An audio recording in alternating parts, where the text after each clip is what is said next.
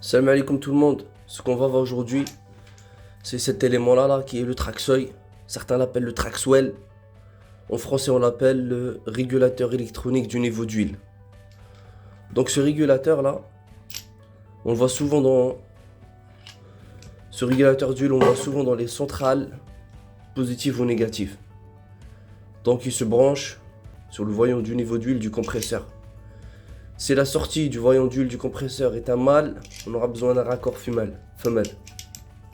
Sinon, si c'est une femelle, on va pouvoir dévisser ce côté-là et l'adapter avec un mâle. D'accord?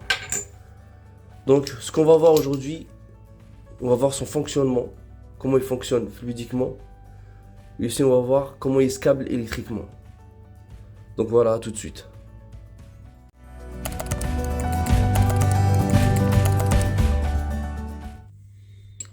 Donc les frères, moi celui que j'ai c'est celui-là. Là. D'accord? Celui-là il s'alimente en 24 volts. Comme on le voit ici là. D'accord? L'alimentation, elle est en 24 volts alternatif. D'accord? En bas, ce que vous voyez là, 230 volts là, c'est la chaîne de sécu. D'accord? Mais avant de parler électriquement, je vais faire un petit tour rapidement sur tout ce qui est circuit frigorifique. Donc tout ce qui est frigorifique là, c'est pas compliqué. D'accord? Ça va être un petit tour rapide. Donc l'huile, il rentre par là. D'accord? Là, on a un flexible qui va se brancher ici là, et l'autre bout, il va se brancher sur le collecteur d'huile. Parce que là, comme je vous ai dit tout à l'heure, cet élément là, le traxeuil, on le voit sur les centrales. Donc qui dit centrale dit séparateur d'huile, bouteillon d'huile. Et puis bouteillon d'huile, on va alimenter nos compresseurs en huile, nos carters du compresseur en huile via un collecteur. D'accord? Et là, du collecteur, on met notre flexible et l'autre bout du flexible, on vient le raccorder ici. Dès qu'on est en demande, d'accord? Là, on a un flotteur sur celui-là. Le niveau dès qu'il est haut, le flotteur il est haut. Donc là, on aura ce voyant vert tout à droite là qui sera allumé. Dès que ça baisse, dès qu'il devient à peine orange, on a une bobine qui va s'exciter là, d'accord? Elle est là, là. Une bobine qui s'excite. Une fois excitée, tu vois? Une fois excité, le corps il va monter, il va laisser l'huile passer et pour pouvoir remonter le niveau d'huile. Bon, frigoriquement, c'est tout ce qu'il y a à dire. Sinon, maintenant électriquement, d'accord? Électriquement, celui-là il s'alimente en 24 volts. La chaîne de sécurité en 230 volts. D'accord? On va faire un petit schéma de son câblage tout de suite. Donc, avant de commencer le câblage, et pour pouvoir expliquer mon câblage, c'est-à-dire pour pouvoir expliquer son fonctionnement électrique, il faut que je fasse un schéma avant de faire le câblage. Donc, je vais venir avec un disjoncteur en 230 volts, d'accord?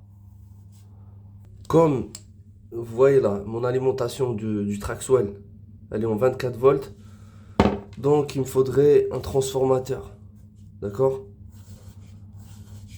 Il me faudrait un transformateur, je rentre en 230 volts et je sors en 24 volts pour pouvoir alimenter mon Traxwell.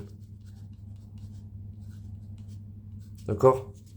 Ensuite, là je vais passer à ma chaîne de sécurité. Ma chaîne de sécurité c'est celle-ci. Vous voyez? Et là le contact normalement fermé. Et puis j'ai un contact normalement ouvert. Ça c'est en 230 volts. Donc je viens avec une phase ici. Tac, mon contact normalement fermé. Et puis j'ai le contact normalement ouvert. Sur le contact normalement fermé, je vais mettre en place un relais de sécurité. Tac, je raccorde au neutre.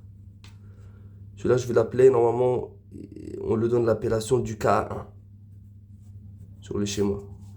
Le KA1, là, ce relais de sécurité, je vais l'appeler sécurité compresseur. D'accord? Sur ce contact-là, normalement ouvert, je pourrais placer un voyant rouge. En cas de défaut d'huile, il va m'indiquer, il va m'alerter comme quoi il y a un défaut d'huile.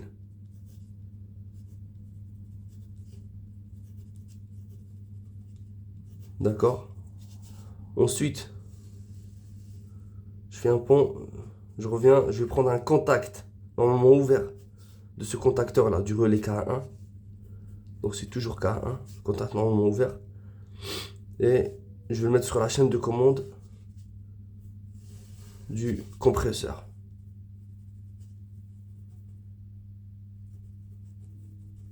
D'accord? En général, sur le schéma, on lui donne l'appellation du KM1. D'accord? C'est-à-dire ici, si tout va bien, j'ai pas de problème d'huile. T'as vu? Si j'ai pas de problème d'huile, le courant il passera toujours par là. Mon relais de sécurité là, le K1, il est toujours alimenté. Donc le contact K1 là, il est fermé. Et mon compresseur pourra démarrer, réguler, etc. Si j'ai un problème d'huile à cause de ma centrale qui n'a pas assez d'huile, d'accord, le bouteillon, le bouteillon d'huile, c'est-à-dire le réservoir, la bouteille du réservoir d'huile n'est pas bien alimentée, ou j'ai une vanne sur le collecteur d'huile qui est fermé, ou tout simplement j'ai un problème sur le track-seuil là, le corps d'électrovanne il reste bloqué, donc le niveau d'huile il va baisser. Si le niveau d'huile il va baisser, le contact là il va basculer, d'accord, il va basculer, je le vois en rouge qui va m'alerter comme quoi il y a un défaut, et le contact là, K1 là, il va s'ouvrir et mon compresseur se met à l'arrêt, ne pourra plus démarrer, d'accord. Donc là, c'est un schéma simplifié, d'accord, c'est un schéma simplifié pour pouvoir expliquer comment ça se câble un track-seuil. Maintenant on va passer au câblage, à tout de suite. Donc les frères ici, vous voyez sur les fiches qui viennent se brancher au track-seuil, on voit il y a deux câbles, d'accord. Donc un câble, il contient deux fils, un marron et un bleu, et l'autre, il contient trois fils, un bleu, un marron et un noir. Donc celui qui contient deux fils seulement, c'est ça l'alimentation, d'accord. La phase et le neutre ont 24 volts alternatifs, ok. Donc deux fils, c'est l'alimentation. La chaîne de sécurité, elle va concerner ce câble-là qui contient trois fils, d'accord. Donc dedans, on a un commun, on a un normalement ouvert et un fil pour le normalement fermé, d'accord. Donc là, comme vous pouvez le constater, je l'ai câblé. Parce que pourquoi je l'ai câblé? Parce que là, il faut que je teste quel est le commun, quel est le normalement ouvert, quel est le normalement fermé. Parmi les trois fils, là, d'accord. Là, je l'ai alimenté en 24 volts, d'accord. Donc là, il faut que je trouve quel est le commun, quel est le normalement ouvert, quel est le normalement fermé, d'accord. Donc, en fonctionnement, là, vous voyez, là, je suis en défaut. Pourquoi je suis en défaut? J'ai l'orange et le rouge qui est allumé parce que là, le niveau d'huile, il est bas. Mais si je le remonte, par exemple, d'accord. Si le niveau d'huile, il monte, donc j'ai le petit voyant vert, d'accord, qui va s'allumer. Donc là, je le bloque pour qu'il reste vert, d'accord. Ok, bon, système D, d'accord. Là, je l'ai bloqué, là, d'accord. Donc une fois que je le bloque, comme tout à l'heure j'ai montré sur le schéma, mon contact là, il est normalement fermé. Ça veut dire que j'ai pas de défaut j'ai pas de défaut d'huile, d'accord. Et là, je vais tester quel est le commun. Donc là, ça sonne pas. Sonne pas. Ah là, ça sonne. D'accord? Donc comme tout à l'heure, ça sonnait pas entre le vert et entre le bleu et le marron. Donc je constate, ou je confirme plutôt que le noir c'est le commun. D'accord? Le noir c'est le commun. Le bleu c'est le normalement fermé. D'accord? Et le marron c'est le normalement ouvert. Si j'ai un défaut d'huile,